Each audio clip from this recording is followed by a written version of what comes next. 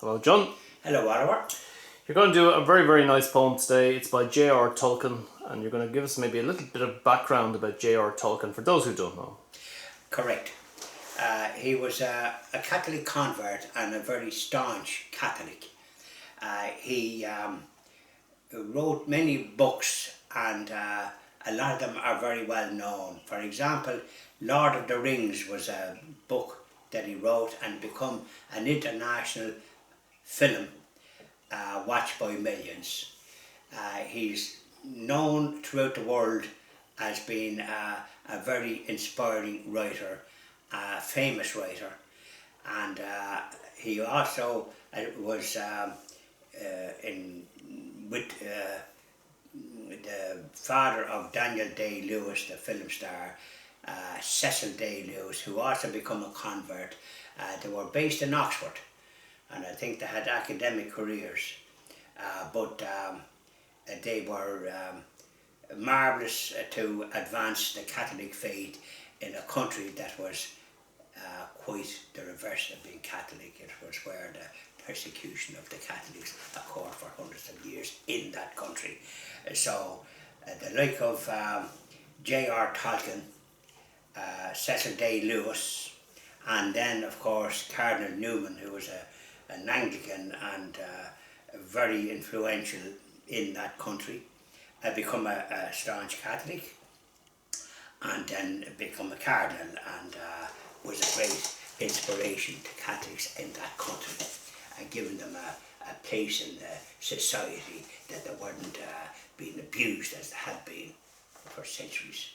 So this is a poem that I came across in the Catholic Voice magazine just in July this year, and a poem. He wrote a lot of poems, but this is one about Christmas, and it's a lovely poem. It certainly captured, it sort of brought something to me anyways, and I'll read it, and I hope it has a good effect on people that might just watch our videos. And just, what's the name of the poem?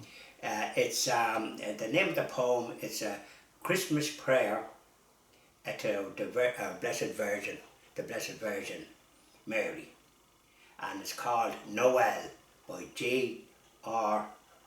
Tolkien. Okay. Now, grim was the world and grey last night. The moon and stars were fled. The hall was dark without song or light. The fires were fallen dead. The wind in the trees was like to the sea, and over the mountain's teeth it whistled bitter cold and free as a sword leaped from the sheath. The Lord of Snows upreared its head, his mantle long and pale upon the bitter blast was spread, and hung o'er hill and dale. The world was blind, the bows were bent. All ways and paths were wild. Then the veil of cloud apart was rent, and here was born a child.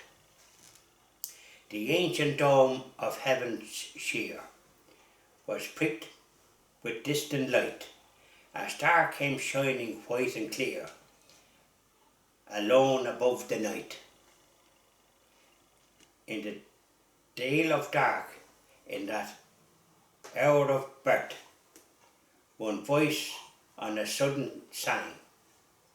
Then all the bells in heaven and earth together at midnight rang. Mary sang in this world below. They heard her song arise o'er mist and over mountain snow to the walls of paradise.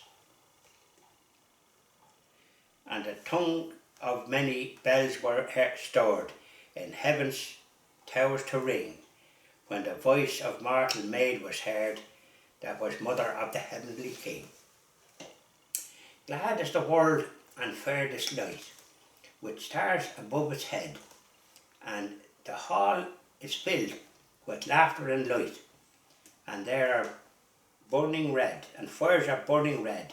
The bells of paradise now ring with bells of Christendom, and Gloria, Gloria, we will sing that God on earth is come. Very nice, John. Isn't that lovely?